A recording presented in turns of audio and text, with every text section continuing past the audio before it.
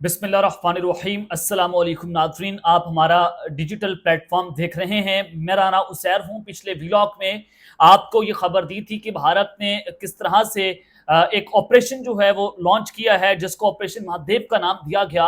और वो उस ऑपरेशन में ये तासुर दे रहे हैं कुछ दहशतगर्दों को मार कर, और वो उनके अपने ही लोग हैं जिनको वो जेलों से निकाल कर मार रहे हैं, और कह रहे हैं कि हमने कश्मीर में पाकिस्तान के दहशतगर्द भड़का दिए हैं। यानी कि फेक इनकाउंटर्स किए जा रहे हैं, फेक फॉल्स फ्लैग ऑपरेशंस किए जा रहे हैं, जिसको बुनियाद बनाकर भारत किसी भी वक्त जो है वो एक बहुत बड़ा मिस एडवेंचर कर सकता है। ये खबर मैंने आपको अपने पिछले व्लॉग में दी।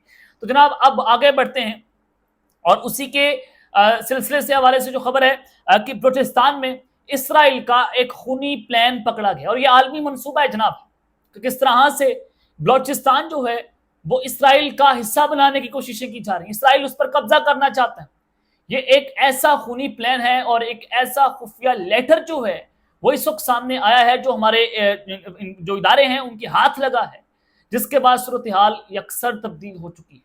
और वो लेटर लिखने वाले जो मीर यार बलोच हैं, वो कौन है? मीर यार बलोच की एग्जिस्टेंस क्या है, किसके साथ उसका ताल्लुक है, और वो क्या किस तरह की पोस्टिंग कर रहा है बलूचिस्तान और इसराइल को लेकर। ये तमाम डिटेल्स और तमाम तफसीलात जो हैं वो आपके सामने आज के इस व्लॉग में रखनी है। और फिर भारत और पाकिस्तान की जो जंग है वो फैसला कुन मोड में दाखिल हो गई है।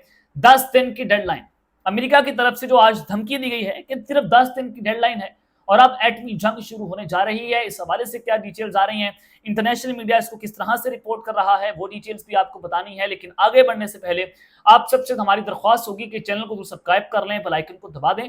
आने वाली तमाम तरह अपडेट्स आपकी खिदमत में बर वक्त पेश होती रहें। नाज़रीन, सबसे पहले पाकिस्तान और भारत की बात कर लेते हैं। वो खबरें आपको देना बहुत जरूरी है कि आज ऑपरेशन सिंदूर के हवाले से इंडिया की पार्लियामेंट के अंदर जो है वो मोदी हुकूमत ने जवाब देना था।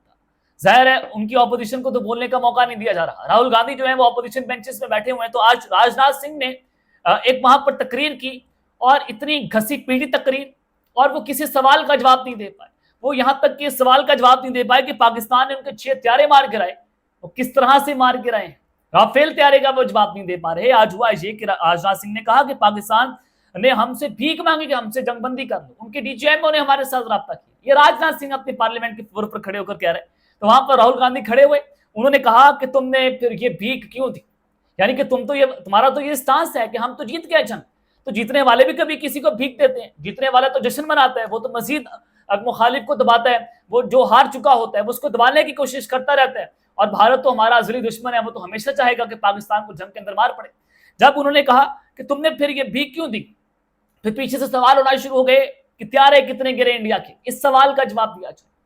वहां पर राजनाथ सिंह जो है वो स्पीचलेस हो गए, मुशारे करते रहे कि इसको बिठाओ इसको बिठाओ, ये बात और हो जाएगी। तो उन्होंने राजनाथ सिंह ने कहा कि आपको ये पूछना चाहिए कि पाकिस्तान के हत्यारे कितने गिरे। अब पीछे कोई मेरे जैसा शख्स बैठा हुआ था, उसने चुटकुला छोड़ दिया। उसने कहा चले ये बता दें कि पाकिस्तान के हत्यारे कितने गिराए आपने।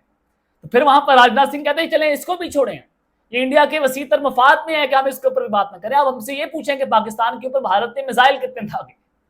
यानी कि यहां तक कि इनकी औकात आ गई है कि भारतीय जो वज़ीर दिफा हैं वो अपने पार्लियामेंट में खड़े होकर अपनी ऑपोजिशन को जवाब नहीं दे पा रहे कि आपके हत्यारे कितने गिरे, 6 या 7 हत्यारे गिरे, कैसे गिरे, उसके जवाब दें आप। उसका वो जवाब नहीं दे पा रहे। इंडिया की फौज कह रही कि जनाब हमें तो पीछे से ऑर्डर्स ही नहीं आ रहे थे, हम तो ऑर्डर्स के पाबंद थे। और फिर उनकी फेंटी लगी, 250 फौजी आपका हलाक हो गया, आपके 4 से 6 आपके पायलट जो है वो गिर गए, आपके जनाब जो हत्यारे हैं वो हमने मार गिराए, और बड़े बड़े हत्यारे जिनकी आलमी मार्केट पाकिस्तान ने रौंद के रखती है। लेकिन इंडियन गवर्नमेंट जो है वो सवाल का जवाब देने से कासिर रही आज। और उनकी पार्लियामेंट में आज जो डिबेट हुई है वो मोदी की शिकस्त का एक बूम बोलता सबूत थी। अब आप अंदाजा करें कि जब आप इस जंग के अंदर हार चुके हों तो आज भारत ने ऑपरेशन महादेव जो है उसको शुरू कर दिया। अब ये बहाने बना रहे हैं। अब जाहिर है मोदी की जो सियासी साख है आप उसका अंदाजा कर लें आज उनकी पार्लियामेंट के इजलास से, क्या वो उसको बचाने के लिए किसी भी हद तक जा सकता है। नरेंद्र मोदी किसी भी हद तक जाएगा और वो ऑपरेशन सिंदूर को जारी रखेगा, और वो किसी भी वक्त बड़ा मिस एडवेंचर भी कर सकता है। लेकिन उसके लिए पाकिस्तान की फौज, पाकिस्तान की फिजाइया, पाकिस्तान की नेवल फोर्सेस मुकम्मल तौर पर हाई अलर्ट है। भारत पहले ये मिस एडवेंचर करने का सिर्फ सोचेगा, पाकिस्तान रिटेलिएट कर देगा। आप करें जरा, इस बार भी आपको हम तिगनी का नाच जो है वो नचा देंगे। जब ये सारा कुछ हो रहा तो भारत का प्लान है कि ईरान की तर्ज पर पाकिस्तान के अंदर से जो है वो हमला करें। जैसे ईरान के ऊपर हमले हो रहे, जैसे ईरान के अंदर से ड्रोन्स हो रहे, उनके फौजियों पर लगे, उनके जो कमांडर्स हैं, हाई टॉप लेवल की जब मीटिंग्स हो रही थी तो उन पर अटैक्स हुए। तो जब आप अंदाजा करें कि ईरान जो है वो डिक्लेयर एटॉमिक पावर नहीं, पाकिस्तान तो डिक्लेयर एटॉमिक पावर है। आज भी डोनाल्ड ट्रंप ने कहा कि 29वीं बार उन्होंने इसकी बात की कि अगर पाकिस्तान और भारत की जंगबंदी ना करवाता तो दोनों जानिब से न्यूक्लियर जो हथियार हैं वो चल जाने थे और ये एटमी जंग हो जानी थी। आज भी वो उसका क्रेडिट ले रहे हैं, लेकिन राजनाथ सिंह ने कहा कि देखें ये अमेरिका ने जंगबंदी नहीं की, हमारी अपनी एक म्यूचुअल अंडरस्टैंडिंग थी। तो अब भारत का प्लान क्या है? वो इसराइल की मदद से बलूचिस्तान में कौन सा एक खुफिया प्लान जो है वो लेकर चलना चाहता है, क्योंकि भारत पाकिस्तान में टेरर फाइनेंसिंग कर रहा है, चाहे वो फितनातुल हिंदुस्तान हो, फितनातुल खारिज हो, कोई भी हो, BLA हो, जनाब ये उनको फाइनेंसिंग कर रहे हैं। और फिर अल जज़ीरा की जो खबर थी आप उसको भी माइनस नहीं कर सकते, जो मैंने आपको सामने रखी कि अल जज़ीरा ये कहता है कि जो बलूचिस्तान में अलीहदगी पसंद तंजीमें हैं उनकी मदद कौन कर रहे हैं? उनकी मदद इजराइल जो है वो कर रहा है। तो आज मीर यार बलोच के ट्विटर अकाउंट पर एक ट्वीट सामने आती है। अब अगर आप मीर यार बलोच के ट्विटर अकाउंट पर जाए तो मीर यार बलोच की एग्जिस्टेंस क्या है उसकी तस्वीर तक नहीं लगी हुई। Freelance journalist, investigative journalist लिखा हुआ है, हमें बताएं तो जनाब ये जर्नलिस्ट आपके सामने बैठा है, राना उजैर, आपके सामने मेरी तस्वीर चल रही है, मेरी वीडियो चल रही है, हम आपके ओपिनियन दे रहे हैं। ये मीर यार बलोच क्या है? कोई ये बलोच है? हमें बताएं कौन सा बलोच है, किस इलाके की पसंद तंजीम से इसका ताल्लुक है? ये इसराइल और भारत ने मिलकर इस तरह के फेक अकाउंट्स तैयार किए हुए हैं जिनको ये बलोच का रंग देते हैं और बलोचों का लबादा ओढ़कर ये हमारे बलोच भाइयों को जो है वो इश्तियाल देने की साजिश करते हैं। बलूचिस्तान भी हमारा है। आप नजर दौड़ाकर देखें मीर यार बलोच क्या कहता था, आप सुने। मीर यार बलोच ने ट्विटर पर ट्वीट किया कि the developing relations between Balochistan and Israel symbolize a new era of regional peace, trade, technological advancement, economic cooperation, agriculture and cultural exchange. चलें रुकें इधर। वो कहते हैं कि जनाब बलूचिस्तान और इसराइल के दरमियान जो डेवलपिंग रिलेशंस है, यानी कि रिलेशंस बढ़ रहे हैं, जो कि एक न्यू एरा की तरफ इशारा है, एक नए दौर की तरफ इशारा है कि रीजनल पीस होगा, ट्रेड होगी बलूचिस्तान और इसराइल के दरमियान, टेक्नोलॉजिकल एडवांसमेंट होगी, यानी कि टेक्नोलॉजी यहां पर आएगी, इकोनॉमिक कोऑपरेशन होगी इसराइल और बलूचिस्तान की, एग्रीकल्चर एंड कल्चरल एक्सचेंज भी होगा। यानी कि बिल्ली को चिचड़ों के ख्वाब। मीर यार बलोच है कौन? मुझे सिर्फ इसका जवाब दे दें, उसकी तस्वीर को सामने ले आए। ये भारत का और इसराइल का एक फेक अकाउंट है जो मोसाद और गौर मिलकर यहां पर चला रही है। Millions of Baloch people express their gratitude to the Israel public and amplifying their voices on the global stage. वो कहते हैं कि जनाब मिलियंस ऑफ बलोच जनाब इसराइल के साथ खड़े हैं।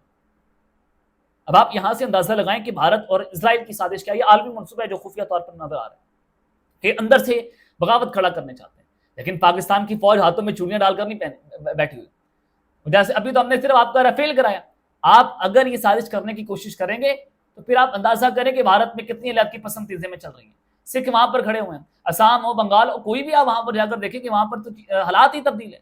क्रिश्चियनिटी को आप जो है वो वहां पर उनको हक नहीं दे रहे, आप मुसलमानों को वहां पर उनका हक नहीं दे रहे, आप सिखों को उनका हक नहीं दे रहे। पंजाब आपसे अलग होना चाहता है तो फिर आप उधर अंदाजा कर लें कि हम पूरा भारत आपका तोड़ के रख देंगे अगर आप पाकिस्तान के बलूचिस्तान पर इस तरह की गंदी और मैली नजर से जो है वो देखेंगे। लेकिन मीर यार बलोच कौन है, इसका बड़ा अहम और सवालिया निशान लग चुका है कि इस तरह के जो अकाउंट्स हैं उस पर फौरी तौर पर हमारी इदारों को जो है वो एक्शन लेना चाहिए कि कहाँ से चल रहा है। और फिर सूरत यार इतनी खतरनाक हो गई है, इतनी खतरनाक हो गई है कि पाकिस्तान और भारत और फिर इसराइल की साजिशें बलूचिस्तान के अंदर, फिर जनाब रूस और अमेरिका की जंग। देखें आज सूरत यार इतनी खौफनाक हुई कि अब ये फाइनल मरहला दाखिल हो गया। पहले 50 दिन का अल्टीमेटम दिया गया था डोनाल्ड ट्रंप की तरफ से कि अगर आपने जंग बंदी ना की तो फिर हम आपके ऊपर हमला कर देंगे, रूस पर अटैक्स कर देंगे। तो आज डोनाल्ड ट्रंप ने कहा कि 10 से 12 दिन की डेडलाइन है। यूके के प्राइम मिनिस्टर और डोनाल्ड ट्रंप की मुलाकात हुई, उसमें उन्होंने कहा कि 10 से 12 दिन की डेडलाइन है, फिर हम रूस के ऊपर हमला कर देंगे और बराह रास्त हमला करने की ये धमकी दे दी है।